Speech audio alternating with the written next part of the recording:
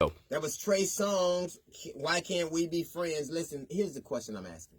I saw a disturbing video of a mother who was basically cutting the braids out of her 3 to 4 year old daughter's hair while the baby was screaming.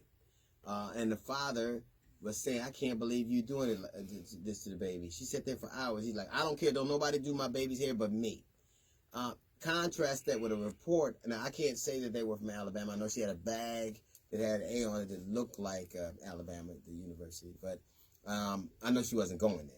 But then I contrast that with a report that says that teachers across the country are dropping out of teaching and quitting teaching because teachers are feared for their life because students are so bad. Let me ask you a question. Is the problem that the students are so much worse than they were before, or that the parents are so much worse than they were before?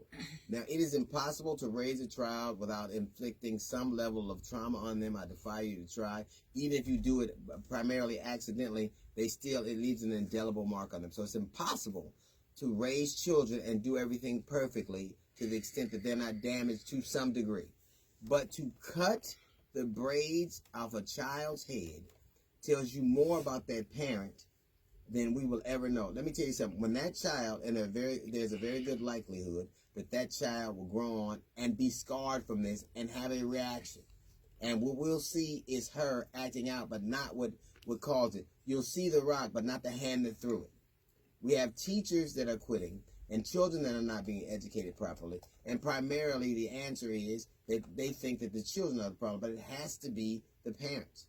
Children rise to the level of your expectations. If you tell a child he ain't going to be worth a damn, odds are pretty good that he won't be. We are in a milieu right now. We're finding the fact that our children who need more and more are getting less and less, and that we as parents have a part to play in this. It seems to be the habit to send children off to school and to hope that somebody else raises them. That little girl, what do you think will happen? That little girl, do you think that she's going to grow up and have no damage from that? Which I would hope is the case, but I don't think that's very likely. Do you think that she's going to become, a problem? What do you think will happen? And what is the part that parents play in this? If teachers are quitting because students are bad, it says a lot about the way that parents are raising children these days. When you see a mother cutting her child's hair off for on display of a camera, and doesn't even care that the camera's around. In other words, thinks you're doing the right thing. There's no moment of introspection. There's no moment when you go, this was horrible, I shouldn't be doing this.